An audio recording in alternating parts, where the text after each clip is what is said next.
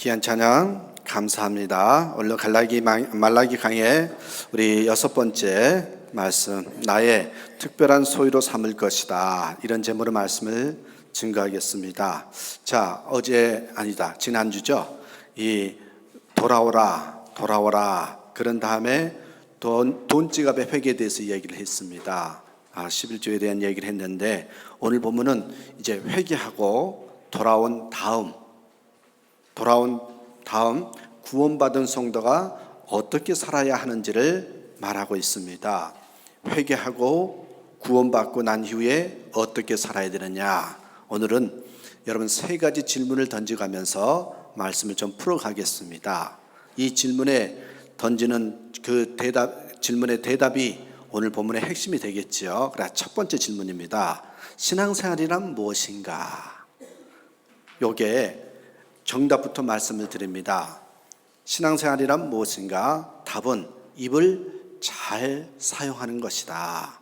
입술을 잘 사용하는 것이 신앙생활이다. 이게요, 오늘 보면 13절, 14절, 15절에 나와 있습니다. 한마디로 입술을 통한 신앙생활에 대한 이야기를 하고 있습니다. 우리는 보십시오. 입술을 통해서요, 기도하고요. 우리는 입술을 통해서 그리스도의 복음을 증거하고요. 우리는 입술을 통해서 하나님께 감사하고 입술을 통해서 하나님께 영광을 돌리는 경우가 많습니다. 참 신앙생활을 하는 것 중에 입술을 통해서 하는 게 너무너무 많이 있습니다.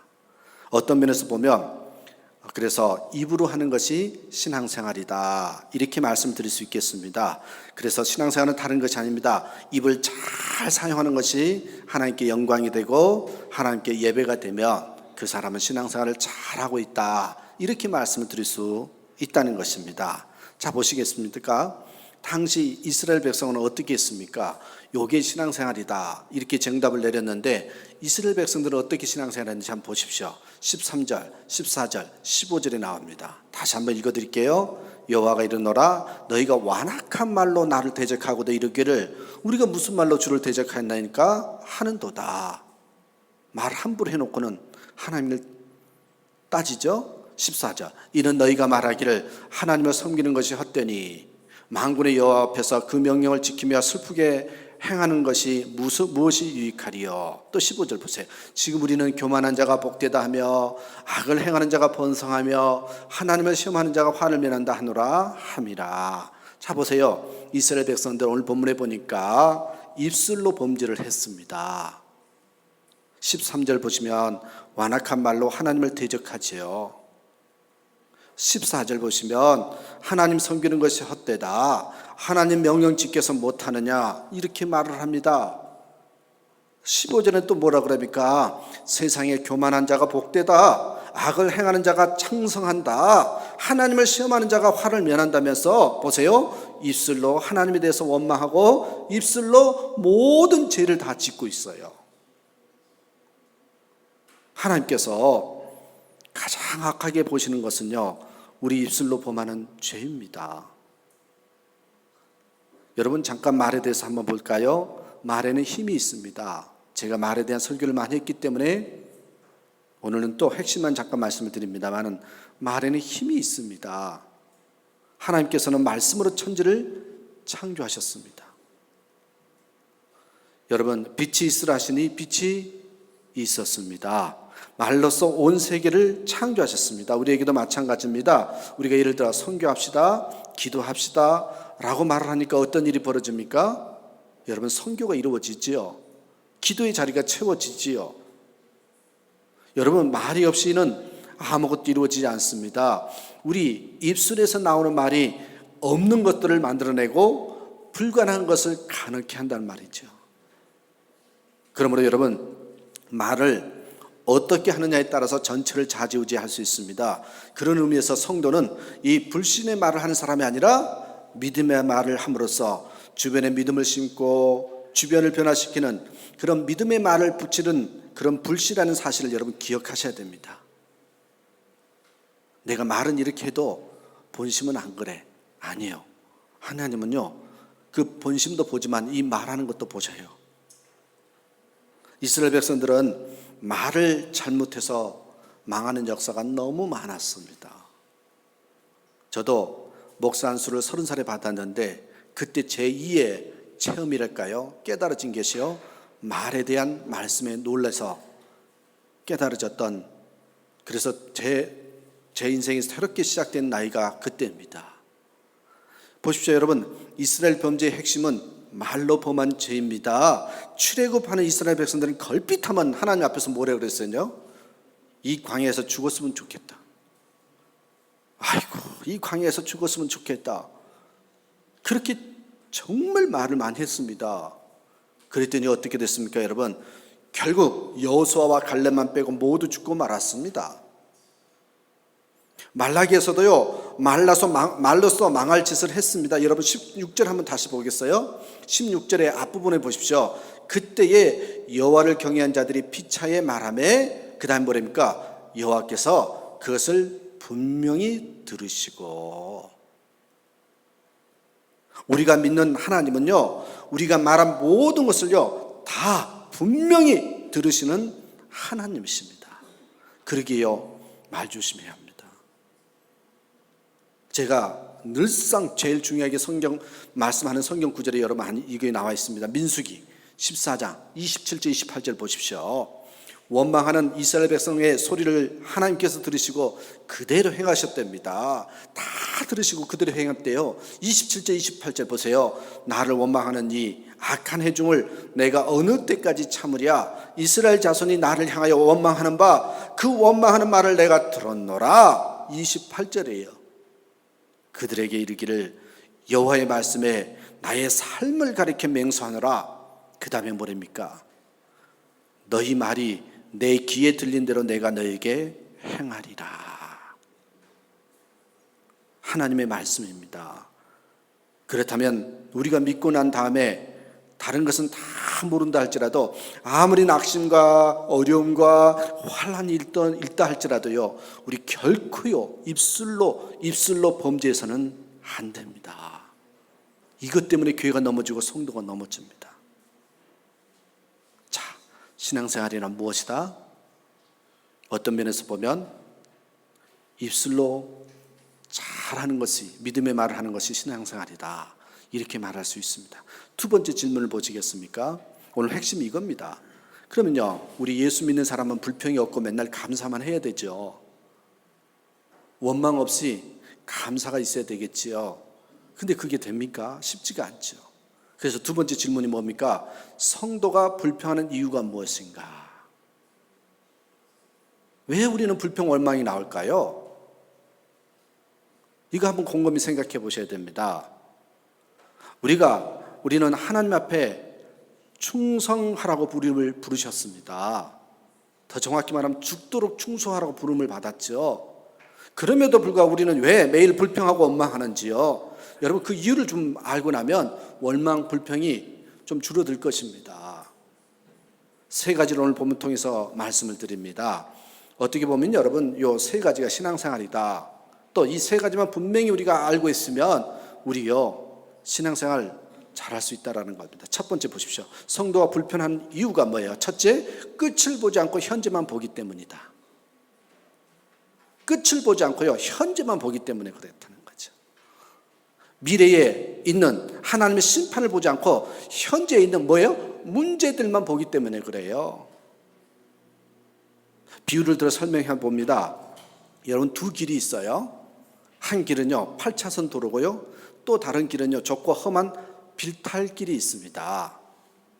여러분, 어떤 길이 좋은 길일까요? 여러분, 뭐라고 선뜻 대답할 수가 없습니다. 기준을 어디에 두느냐가 다르다는 거죠. 여러분, 어떤 길이 좋은 길일까요?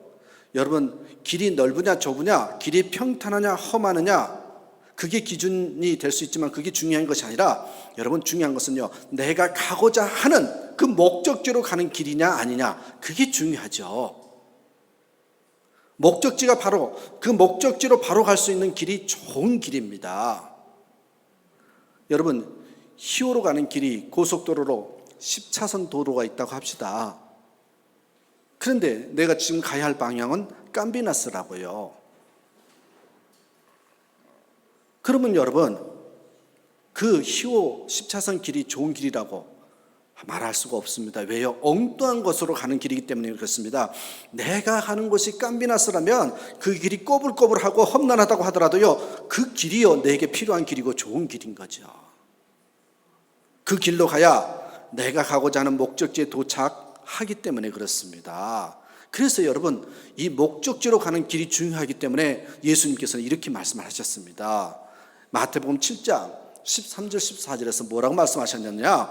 좁은 문으로 들어가라. 멸망으로 인도하는 문은 크고 그 길이 넓어 그리로 들어가는 자가 많고, 14절에 생명으로 인도하는 문은 좁고 길이 협착하여 찾는 이가 적음이니라. 왜 좁은 길로 가라고 하십니까? 좁은 길로 가서 고생 좀 해보라는 것이 아닙니다. 그 길이요 생명으로 인도하는 길이기 때문에 그렇습니다. 우리는 자꾸만 현실만을 바라봅니다. 주의 말씀에 순종하고 가는 길에 그 끝이 무엇인지 바라보지 않으니까 날마다 낙심하는 겁니다. 원망하는 겁니다. 여러분, 꼬린 지점, 마지막 도착 지점을 비교해 봐야 되는데 우리는 현재 위치만을 비교를 합니다. 그러면 원망이 되고요, 불평이 생겨요. 저 사람은 평탄하고 부유하게 잘 사는데 나는 뭐야? 나는 왜 이 모양이어야 하는가? 그렇게 생각을 합니다. 그러나 진짜 비교할 것은 여러분 끝입니다. 지금이 아닙니다. 도착 지점입니다. 근데 우리는 현재만 봅니다. 저 사람의 길은 10차선인데 왜 내 길은 험한 빌탈길이야? 하나님, 왜 저에게 이렇게 한심한 길을 주셨습니까? 이러다 보니 뭐가요? 원망을 하지요. 길싸움은 중요하지 않습니다. 길 걸어가고 난 다음에 마지막 고린 지점이 어디냐가 중요한 것입니다. 큰 길을 걷다가도 나중에 떨어지면 죽음의 길이요 꼬불꼬불 하더라도요 천국으로 가는 길이면 생명의 길입니다. 성도는 바로 이런 모습을 가지고 마지막 미래의 심판을 바라보는 존재입니다. 이것이 중요합니다. 여러분, 이 시각을 가져야 원망 불평이 없습니다. 여러분, 제가 좋아하는 성경 구절 중에 하나가 시편 73편의 성경을 좋아합니다. 여기에 보면 시편 기자가 똑같은 일 때문에 낙심을 했습니다. 무슨 말이냐? 악한 부자의 형통을 보고 낙심했습니다. 저 사람은 악한데 너무 잘 돼. 그럼 나는 뭐야? 그 불평하고 있는 게요 시편 73편의 말씀입니다. 망해야 할 사람이 저렇게 잘 사고 기다려도 안 망합니다. 그런 걸 보고 시편 기자는요 환장하고 낙심하고 있는 거예요. 여러분, 73편 제가 보여드릴게요. 2절, 3절, 4절, 5절에 저 악한 사람이 너무 잘 되는 거예요. 그걸 보면서요 나는 거의 실족할 뻔하였고 내 걸음이 미끄러질 뻔하였으니 이는 내가 악인의 형통함을 보고 오만한 자를 질시하였음이로다. 저희는 죽을 때에도 고통이 없고 그 힘이 건강하며 타인과 같은 고난이 없고 타인과 같은 재앙도 없나니. 악인을 바라보고 기대했던 게 뭡니까? 죽을 때까지 고생하면서 고통스럽게 죽어야 하는데 죽을 때까지 건강하면서 빵긋빵긋 웃으면서 죽습니다. 다리가 부러져서 누워있을 줄 알았는데 보약 잘 먹고요 날이 갈수록 더 건강합니다. 재앙도 없고요 시련도 없으니 이거 되겠느냐는 겁니다. 그래서 거의 뭐랍니까? 내가 실족할 뻔했고 걸음이 미끄러질 뻔했답니다. 그런 표현입니다. 그래서 여러분, 시편 이 73편의 결론이 뭔지 아십니까? 마지막 꼬린 지점에 가보니까 잘 나가던 사람이 어떻게 되느냐는 거예요. 보세요, 19절에 나와요. 결론이 저희가 어찌 그리 졸지에 황폐되었는가 놀랍으로 전명하였나이다. 그렇게 잘 나가는 것을 보고 낙심했는데 하나님의 성소 천국에 올라가 보니까 그가 지옥에서 슬피면서 이를 갈고 있다는 것입니다. 그것을 보니까 끝이 중요하다는 것입니다. 그래서 여러분, 제가 참 좋아하는 성경 구절, 신방 갈 때마다 여러분에게 복의 기준에 대해서 이야기할 때마다 이 구절을 말씀하잖아요. 시편 73편 28절 7328. 이게 결론이에요. 그 악인이 잘 되는 것을 보고 실망하고 낙담한 다음에 결론이요 하나님께 가까이 함이 내게 복이라. 내가 주 여호와를 나의 피난처로 삼아 주의 모든 행사를 전파하리다. 이 고백이 나오게 된 것입니다. 여러분, 왕자와 거지 이야기 아시죠? 왕자가 거지를 부러워합니다. 왕자가 거지를 부러워해요. 나는 일정이 너무 바쁜데 거지는 공부 안 해도 되고요, 격식 차리지 않아도 되고요, 아무 데서 자도 되니까 얼마나 좋으냐는 거죠. 그래 어떻게 돼요? 왕자가 거지의 복장을 바꿨습니다. 바꿔 입었어요? 진짜 좋았나요? 아닙니다.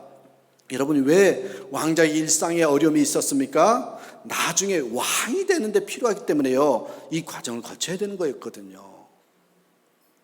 그러나 여러분, 거지가 너무 자유스러운 게 부럽지만 여러분, 거지의 자유는 무엇입니까? 다른 게 아니에요. 나중에까지요, 빌어먹으라고 자유스러운 거예요. 왕이 되겠습니까? 빌어먹을 거지가 되겠습니까? 그러므로 여러분, 이 땅에 살면서요, 멸망받을 자들의 형통을 부러워하지 말라는 것입니다. 거지같이 사는 자들 부러워할 것인가? 결코 부러워할 필요가 없다는 것입니다. 성경이 그래서 여러분 나타난 주제 중에 가장 큰 주제가 뭔지 아십니까?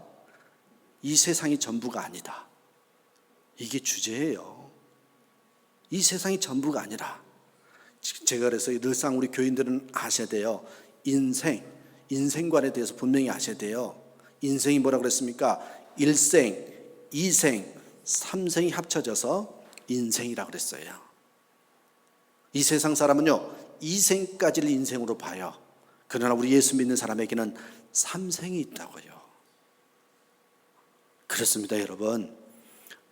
이 명절에 사도 바울이 이렇게 말했어요. 고린도전서 15장 19절 보시겠어요? 뭐라 그랬냐면, 분명히 말하고 있기를, 만일 그리스도 안에서 우리가 바라는 것이 다만 2생뿐이면, 1생과 2생뿐이면 엄마 뱃속의 삶과 이 땅에서 사는 80년 90년의 생이 그것뿐이면 모든 사람 가운데 우리가 더욱 불쌍한 자래요.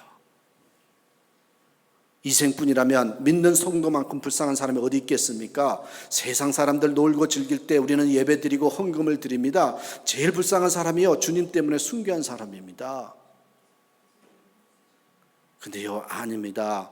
우리가 바라는 것은요, 2생이 아니라 표들을 향해서 나가라고 바울이 이야기한 그곳 어디예요? 천국입니다. 3생입니다. 그것은 또요, 80년 90년이 아니라 영원한 그곳이에요. 그래서 여러분, 로마서 8장 18절 보십시오.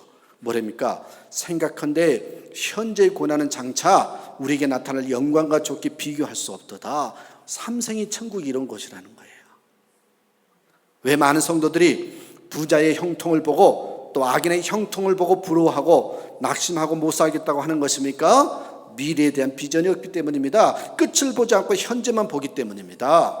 실제로의 믿음이 있다고 하면서도요, 이 하늘나라에 대한 소망이 분명하지 않으며 여러분, 저나 여러분도요, 낙심합니다. 원망합니다. 여러분, 불평합니다. 다만 이 땅에서 어떻게 하면 잘 먹고 잘 살까, 그거 생각을 하기 때문에 항상 낙심하면서 염려하면서 넘어집니다. 여러분, 우리의 낙심의 문제, 원망의 문제 유일한 해결책은요, 지금 현재만을 바라보지 마시고요, 미래를 보는 겁니다. 주님의 영광을 바라보는 것입니다. 이것이 바로 항상 힘을 줍니다. 저 여러분, 바로 미래를 볼 줄 아는 천국 소망 가운데 살아가는 귀한 하나님의 자녀들 되길 간절히 축원합니다. 두 번째입니다. 왜 우리가 불평하고 예수 믿는데도요, 원망하고 불평을 할까요? 두 번째 보십시오. 부분적으로 헌신하기 때문이라는 겁니다. 부분적으로 헌신하기 때문입니다. 날마다 원망하고 불안한 또 한 가지가, 헌신은 해요. 헌신은 하되 온전한 헌신이 아닌 부분적인 헌신 때문입니다. 주님 위해서 온전히 내 몸 내던진 사람은 절대로 낭망하지 않습니다. 불안해하지 않습니다. 여러분, 어떤 사람이 믿음 생활하기가 제일 힘든 사람입니까? 제가 언젠가 말씀드렸잖아요. 반쯤은 세상에, 반쯤은 주님의 일에 양다리 걸친 사람입니다. 이 사람이 제일 피곤한 사람입니다. 어정쩡하게 신앙생활한 사람은요, 피곤한 사람입니다. 피곤한 사람은요, 죄송합니다, 회개하셔야 됩니다. 피곤하면요, 짜증이 나죠. 여러분, 짜증이 나면 원망하고 불평하지 않습니까? 여러분, 새벽 기도도요, 제가 해보니까요, 매일 하면 안 피곤합니다. 날마다 힘이 생기고 능력이 생기는데 어쩌다가요, 무슨 일이 생겨서요, 일주일에 3번 정도 나오고요, 3번 정도 안 나오면요, 제일 피곤합니다. 3번은 나와서 피곤하고요, 3번은 안 나와 찝찝해서 피곤한 거예요. 이게 6일 동안 피곤한 겁니다. 여러분, 이것이 삶의 원리입니다. 하나님 앞에 온전히 헌신하든지 전혀 헌신하지 않으면 덜 피곤합니다. 이스라엘 백성들을 보십시오. 부분적으로 헌신했기 때문에 원망을 했습니다. 오늘 본문에 부분적으로 헌신했기 때문에 원망합니다. 부분적으로 헌신한 사람은요, 원망이 나오게 되어 있습니다. 왜요? 이스라엘 백성들이요, 하나님을 완전히 떠났습니까? 아닙니다. 봉사를 했습니다. 그런데 부분적인 봉사를 했습니다. 이스라엘 백성들을요, 예배를 드렸습니다. 그런데요, 반쪽짜리 예배입니다. 눈먼 것, 저는 것을 드렸습니다. 11조도 드렸습니다. 온전한 11조가 아닐 뿐이지 할 것은 다 했어요. 그래서 이스라엘 백성들이 볼 때는 답답한 겁니다. 하나님, 내가 봉사를 안 했습니까? 하나님, 내가 11조를 안 했습니까? 하나님, 내가 예배를 안 드립니까? 그런데 왜 축복해 주시지 않으세요? 이러니 원망이 나오는 거죠. 여러분, 하나님 입장에서 보면 하나도 제대로 한 것이 아닌데 인간, 이스라엘 입장에서 보면 자기는 했다고 생각하는 것입니다. 여러분, 하나님의 시각과 인간의 시각이 충돌하는 거죠. 하나님은 빵점이라고 하는데 그래도 나는 기본 점수는 된다는 거예요. 여러분, 적당히 공부한 사람일수록 성적이 오르지 않는다고 한탄을 심합니다. 아예 안 하고 나면은 찍으면 더 잘 찍어질 때가 있거든요. 공부는요, 여러분 아셔야 돼요. 100% 마스터해야 성적이 올라가는 겁니다. 저도 공부를 많이 해봤는데요, 반쯤 공부하고 시험 보면 아예 노는 것과 성적이 비슷해요. 그렇게 공부하는 아이가 꼭 하는 말이 뭔지 아십니까? 나는 공부를 하긴 했는데 성적이 안 오른대요. 여러분, 완전하게 공부를 안 했다는 데 원인이 있는 것입니다. 우리 인생도 마찬가지입니다. 신앙생활도 마찬가지입니다. 하나님께 원망하지 않고 항상 기쁨이 넘치는 삶을 위해서는요, 주님 앞에요, 완전한, 온전한 헌신이 있어야 합니다. 그래야 불평, 원망이 없습니다. 혹여나 나는 이렇게 나름대로 했는데 왜 원망, 불평이 생길까 생각할 때 부분적인지 완전인지 한번 생각해 보시기 바랍니다. 이왕이면 완전한, 온전한 헌신이 있는 우리 하늘교회 성도들이 되기를 간절히 축원합니다. 세 번째예요. 왜 우리가 원망, 불평이 생기느냐? 여러분, 단순하게 살지 않기 때문에 그렇습니다. 너무 복잡하게 살아요. 좀 단순하게 사셔야 됩니다. 교회 올 때는요, 하나님만, 예배만 생각하시고요, 지금 내일 모델 뭘 뜰 건가 생각하지 마세요. 오늘 일은 오늘, 지금 일은 지금만 생각하고 사셔야 돼요. 너무 앞서가서 사실 필요 없습니다. 여러분, 마태복음 25장 35절 이하에 보면 어떤 율법사가 예수님과 대화를 하는 장면이 나와요. 예수님, 계명 중에 제일 큰 것이 무엇입니까? 물어봐요. 계명 중에 제일 큰 것이 뭡니까? 그랬더니 예수님이 뭐라고 대답을 하셔요? 첫째, 둘째. 첫째는 이거고, 둘째는 이거고, 아홉째는 이거고, 10번째는 뭐다? 이렇게 말씀 다 하지 않았어요. 간단하게 2가지만 이야기하시죠. 내 마음을 다하고 목숨을 다하고 뜻을 다하여 주 너희 하나님을 뭐래요? 사랑하라 하셨으니 하나님을 사랑하래요. 이것이 크고 첫째 되는 계명이요. 둘째는 그와 같으니 내 이웃을 내 몸과 같이 사랑하라. 2가지죠. 하나님 사랑, 이웃 사랑. 2가지면 된다는 거예요. 복잡하게 살지 말래요. 하나님 사랑하고 이웃 사랑하고 살면 계명 다 지키는 거래요.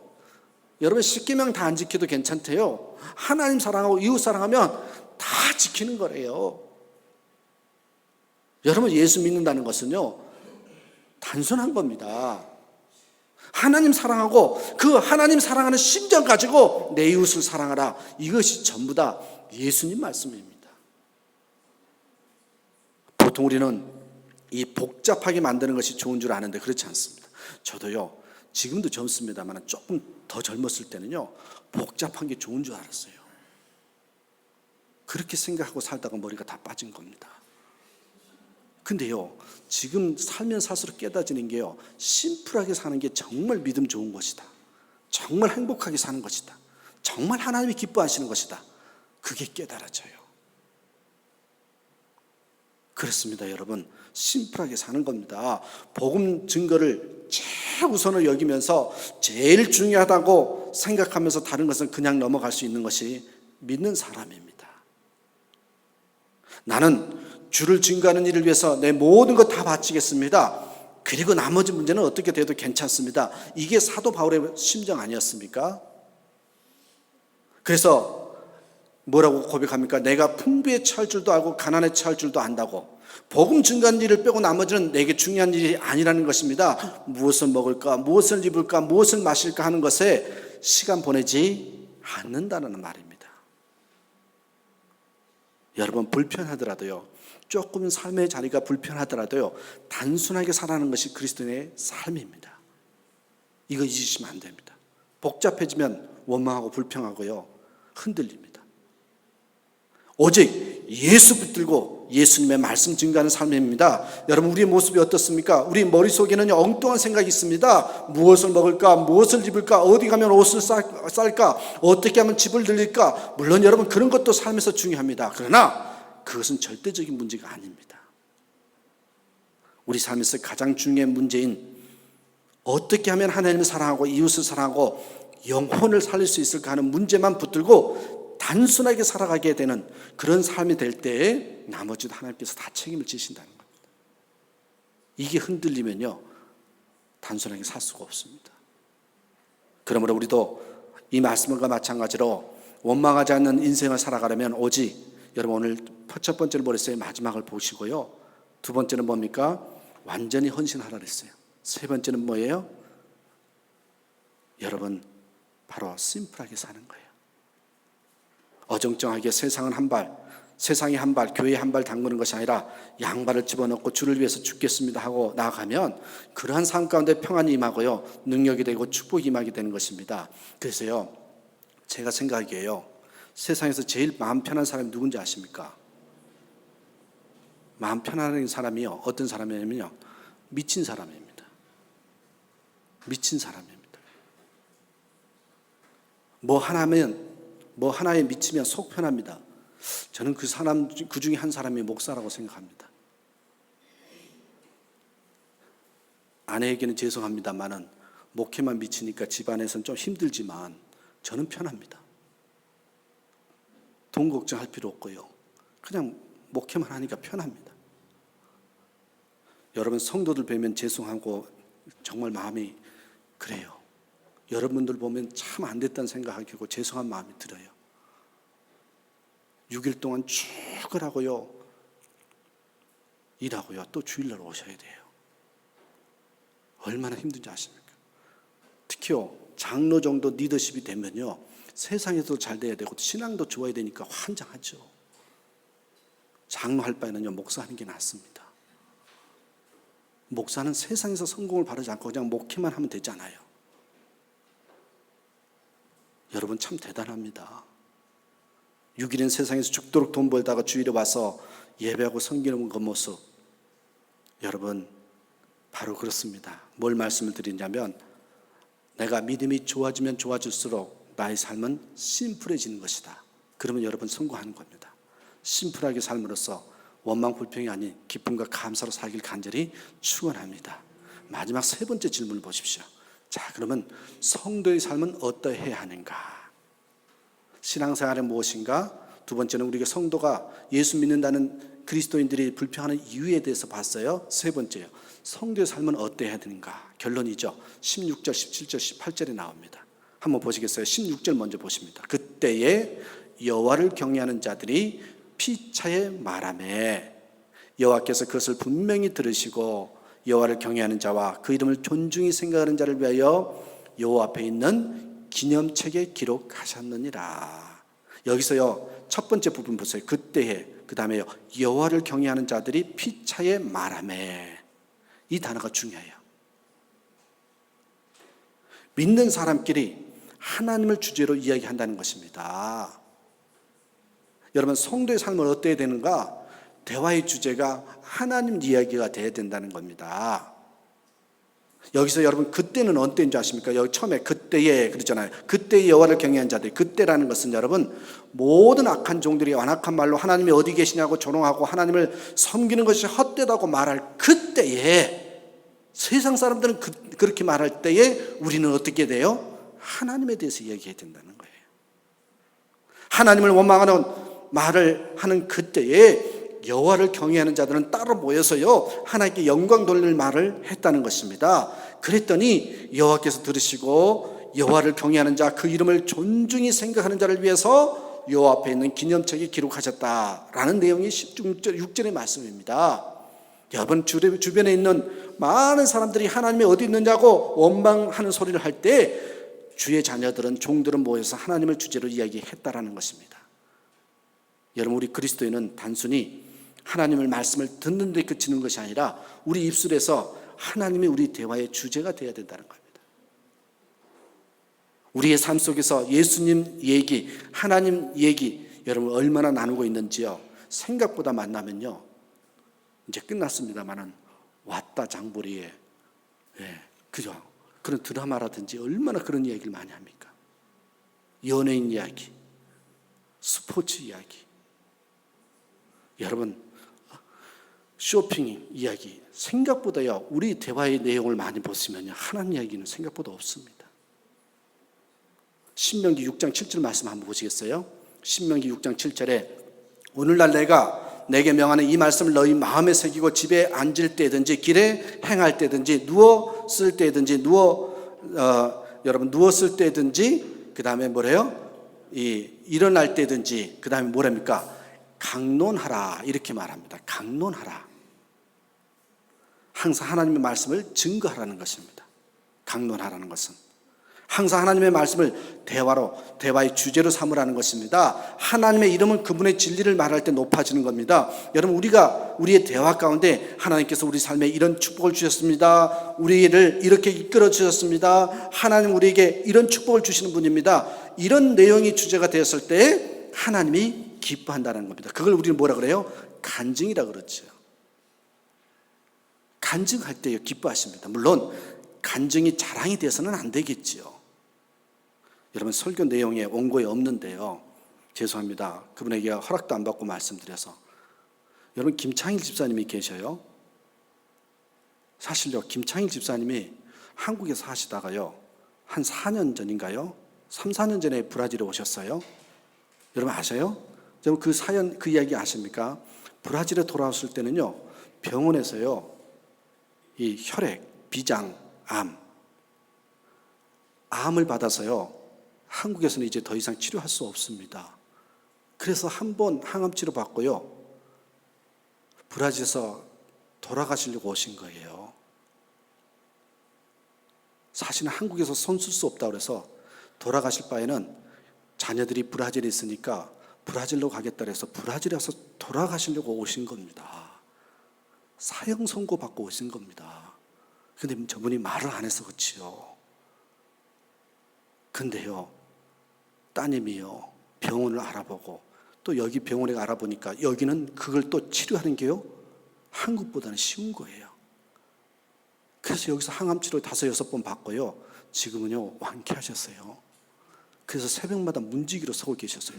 너무 좋아서요 좋은 말씀 들으면 막 증거하고 싶고요. 지금 더불어 사시고 계시는 정말 하늘교회에서 신앙생활 하시면서 너무 지금 행복해 하시는 분이셔요. 지금 본인이 그 이야기를 잘 안 하셔서 그런데요 그렇게 이제 내가 살 날이 얼마 안 남았구나 생각하고 이제 마지막을 준비하러 브라질에 왔는데 지금 다시 덤으로 살고 계신 겁니다. 기억나십니까? 작년에 12월 달에요 그때 생일잔치 하잖아요. 자녀들이 다 오셨잖아요. 그게 팔순이었어요. 죽을 줄 알았는데요 말은 못했지만요 다시 살았기 때문에요 자녀들이 모인 거거든요. 여러분, 이런 모습, 하나님께서 나를 새롭게 살리셨다, 축복하셨다, 이런 대화, 이런 간증 이야기가요 바로 우리 성도가 어떻게 살아야 될 건가, 그걸 보여주는 장면입니다. 그렇게 살아야 된다는 겁니다. 우리 대화의 주제가요, 하나님 얘기, 예수님 얘기해야 된다는 겁니다. 그렇습니다, 여러분. 그러므로 우리 성도의 사명은요, 우리 입술을 통해서 하나님께 영광을 돌리는 것입니다. 어려움을 당한 사람들에게도 하나님만 증거하면 됩니다. 받은 바 은혜를 자꾸만 나누고 간증하는 경우 하나님께서 주시는 응답이 있답니다. 이렇게 하나님을 주제로 삼고 하나님을 이야기를 하면요, 어떤 복이 임한 줄 아십니까? 오늘 본문에 이제 17절, 18절에 나와요. 한번 보시겠어요? 네 가지가 나옵니다. 첫째요, 하나님께서 우리가 그분에게 영광 돌리는 모든 얘기를요, 들으시고 계신답니다. 그게 첫 번째예요. 여러분, 남이 나를 칭찬하는 얘기를 우연히 듣게 될 때 기분 좋지 않습니까? 그렇죠? 나는 내가 그 사람인지 모르는데 그냥 김태훈 목사가 어떻게 하면서 칭찬하면요, 기가 쏠깃해요. 무지하게 행복하더만요. 근데 욕하면요, 당연히 기분 안 좋죠. 하나님도 그러시대요. 하나님 칭찬하고요, 하나님 좋아한다고 막 이야기하면 하나님이 너무너무 기뻐하시고 그걸 다 들으신답니다. 여러분, 둘째 뭐랍니까? 16절에 나와요. 우리 입술을 통해서 여호와 하나님을 자랑하고 증거할 때 여호와 앞에 있는 기념책에 기록되는 영광이 임한다는 겁니다. 기념책에 기록되는 영광이 임한답니다. 세 번째 보십시오. 오늘 설교 제목이에요.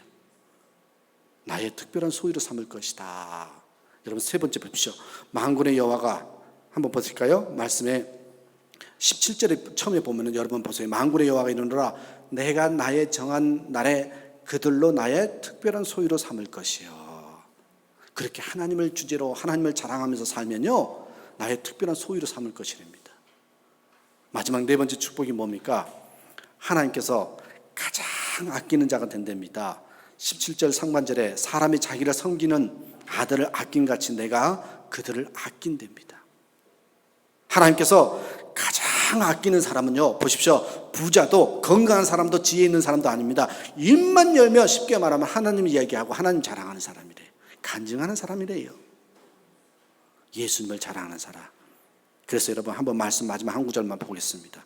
에베소서 4장 29절에 무릇 더러운 말은 입 밖에도 내지 말고 오직 덕을 세우는 데 소용되는 대로 선한 말을 하며 듣는 자에게 은혜를 끼치게 하라. 이게요, 우리 성도가 신앙으로 살아야 할 방향을 말해주고 있습니다.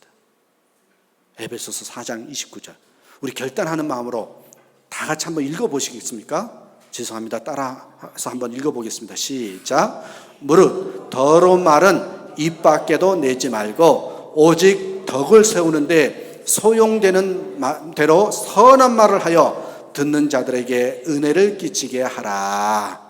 여러분, 믿는 사람이라 하면서 입만 열면 은혜가 안 되는 말을 하는 사람이 있어요. 말만 하면 남을 흉보고 욕하고 헐뜯는 이야기하는 것은 심각한 겁니다. 왜요? 지금 독을 뿌리고 있기 때문에요.